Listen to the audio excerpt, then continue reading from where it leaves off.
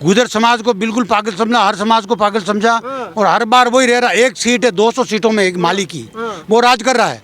जिनकी 200 सीटों में 25, 30, 50, 20 सीटें हैं, उनको कभी आगे नहीं आने दिया उन्होंने। तो वो अपनी मर्जी से करता है। तो क्या चाहते हैं, आप भी चाहते थे कि सचिन पायलट सीएम बनना चाहिए? हम चाहते थे कि राजस्थान में उस समय अगर सचिव बन जाता तो इस समय अभी आसार था उनका कि अगर सचिन को दे देते मौका तो अभी वापस रिपीट हो सकती थी। अच्छा। मगर अभी तो आप देखो 30 सीटों के ऊपर निपट जाएगी कांग्रेस। गहलोत जी क्यों नहीं? गहलोत जी तो उन्होंने कितना किया, 10-2000 का कर्जा माफ करने के लिए बोला, 10 दिन के लिए वो गारंटी किसी की गांड में गई। अच्छा। अब किसान तो समझते हैं, अब जो नहीं जमा करा उनका छूटेगा छूटेगा, अभी तक पैसा छूटा भी नहीं। बहुत किसान आत्महत्या करके मरे हैं। तो अभी वापस कह रहे हैं 10,000 रुपए और खाते में डालेंगे औरतों के, तो वो तो झूठा वादा। आज कांग्रेस के साथ में जा रहा है। कौन जा रहा है? गुज्जर समाज। अरे गुजर समाज सचिन को अगुवाई नहीं किया, इसलिए गुजर समाज एक भी राजस्थान में वोट कांग्रेस को नहीं देगा, एक भी गुजर। अच्छा।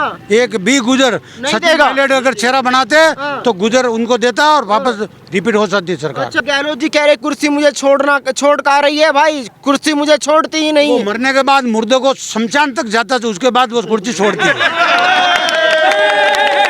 कुर्सी हमेशा मुर्दों को ऊपर बैठा था ना, तो मरने के शमशान के ऊपर जाने के बाद छोड़ती है। 25 लाख का इलाज, 8 रुपए में खाना, 500 रुपए में सिलेंडर, ये सब कुछ ये सब कुछ पप्पू लोली है।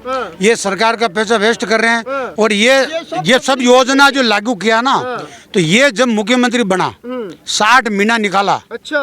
तो उनकी कुर्सी बचाने में लगा दिया।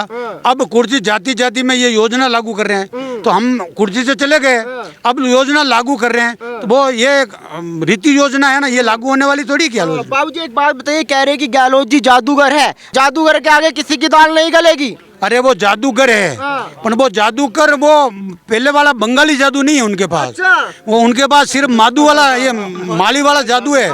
फूल, जो फूल को वो प्लास्टिक का फूल है, न उसमें खुशबू है, न उसमें जादू है, न टूना है। मोदी जी का जादू चलेगा? मोदी का जादू तो चल रही है ना, और अभी भी चल रहा है, 24 में भी चलेगा। क्या किया मोदी जी ने? अरे मोदी जी ने जो किया, देश में इतिहास रच दिया। अच्छा। मोदी जी ने 370 सटा दिया, और ये 35 वो क्या कहते हैं वो सटा दिया। अभी राम मंदिर बना दिया। उन्होंने जो कहा कि ये करेंगे, वो जो करके बताया। राहुल जी कह रहे थे इस गड्ढे में डाल दिया मोदी जी ने। राहुल जी तो अभी कल परसों कह रहे थे, मीडिया पे आ रहा था, मैंने देखा कि राजस्थान सरकार हमारी जा रही है, छत्तीसगढ़ हमारी जा रही है, वो MP से निकल गया। अरे भूल गए। अरे क्या गलती से निकल गया? अब मेरी बात सुनो, अगर भाई अगर उनको मौका मिल जा तो वो गिलती से भारत को भी किसी के खाते करवा दे, तो फिर क्या कर रहे हैं? भारत को भी किसी के खाते करवा देगा गिलती से।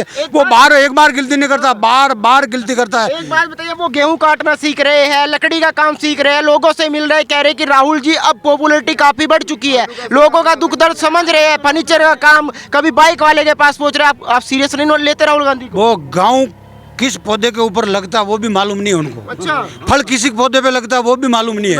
वो तो उनके बाप दादा ये कहते थे। राजीव गांधी जी ने एक बार ये कहा कि मिर्ची का भाव, हरी मिर्ची का क्या भाव है? 10 रुपया। कि लाल मिर्ची का क्या भाव है? 70 रुपया किलो है। तो आप लाल ही बोवो, हरी बोवो क्यों? अच्छा।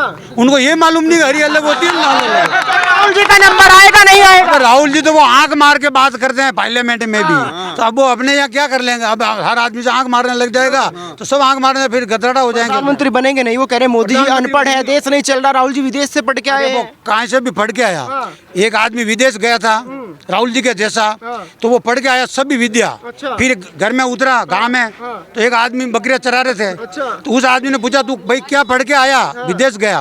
उसने कहा सभी होली विद्या पास करके आया हूँ। तो उसने कहा एक अक्षर मैं पूछता हूँ उसका जवाब दे दे। तो उसने जमीन के ऊपर एक गोल डकेटा मांडा बड़ा, उसके ऊपर छोटा गोला मांडा। उसने बोला ये क्या बता दे। वो क्या, ये तो मैं पढ़ा ही नहीं। अच्छा। तो वापस गए अमेरिका गया, जाके पूछा कि भाई ये किसान ने मेरे को ये पूछा है कि ये बड़ा गोल है जो तो क्या है, इसके अंदर छोटा गोल है। उसने कहा वो कौन जाति का था, कैसा था? कि वो किसान था, बकरी चरा रहे थे। अरे तू मूर्ख इतना बड़ा है, तू नहीं समझ पाया। वो इसका औरत ये थे, बड़ा गोला जो था रोटा, छोटा गोला उसके ऊपर प्याज है, वो रोटी के ऊपर प्याज में के खाना, ये पूछ रहा था। फिर वापस अमेरिका से आया, फिर पूछा बात हम तो पढ़ के आगे बोलो कि मोटो जो तो रोटो, छोटो जो प्याज है, इस टाइप की पढ़ाई है राहुल जी की, तो सबको वो वापस हर बार अमेरिका जाएगा एक शब्द पूछने के लिए। तो फिर हमारा भारत का खर्चा कितना हो जाएगा?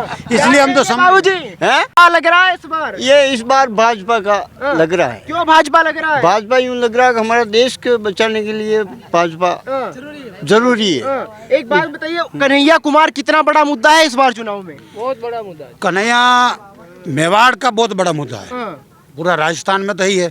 अब वो कन्हैया का यहाँ हुआ मर्डर, अब वो छूट गया। अरे अभी इलेक्शन तक तो उसको अंदर रखते हैं, इनके पास दिमाग होता, पढ़े लिखे है, विदेश से बढ़ गया है, तो इलेक्शन तक तो उसको बंद रखते। उनने उसको पहले छोड़ दिया। और वो हर जगह आज गहलोत जी माइक व्यवस्था उसको बंद करवा देते हैं। कोई हिंदू का त्यौहार आता है उस पर 144 लगवा देते हैं। तो हम हर हिंदू का त्यौहार के ऊपर 144 लगती है, तो हम कहाँ जाएंगे? तो इसलिए वो भी तो हिंदू है बाबूजी, वोट तो वो भी लेते हैं। हिंदू है। राहुल जी केदारनाथ की यात्रा करके वो आए हैं। हिंदू है, मगर उनको क्या पूर्वज का भाव होता है। अच्छा। तो पूर्वज देवता उनको ऐसे ही कहता है कि हिंदू देवता को बंद करवा दो। तो ये पूर्वज का भाव होता है उनको। यानी हिंदू तो इस चुनाव में बहुत बड़ा मुद्दा है। हम भी तमाम 15 दिनों से बात कर रहे हैं, हर आदमी यही कह रहा है कि हमारे जब त्यौहार आते हैं तो धारा 144 लगा दी जाती है, हमारे भजन नहीं बजने दिए जाते, किस गली में को रूट निकलेगा हमें बता दिया जाता है कि इस गली में को नहीं निकलना। यानी ये आप लोगों के साथ पिछले 5 साल से हो रहा है। ये हो रहा है और बहुत अन्याय हो रहा है। और पहले भी इन्होंने, आम जनता नहीं समझ पाई थी, हिंदू तो नहीं समझ पाए थे। जो इन्होंने ये जब पूरा बहुमत में सरकार बनी केंद्र में, तब इन्होंने ऐसे ऐसे कानून लागू किए कि हर जगह बड़ा बड़ा मंदिर है उनका पैसा वो ले जाते हैं, और मस्जिद का एक भी पैसा, कभी भी बड़ी बड़ी मस्जिदों को पैसा नहीं जाता है, उनका ठेला भर के बैंक में जाता है। तो ये उनका ठेठ से कानून ऐसे ही बना। अब लोग थोड़ा जागृत हुआ। एक बात ऐसी मैं बताऊं, एक लेडीज थी, उसने एक मनकी पाल रखी थी।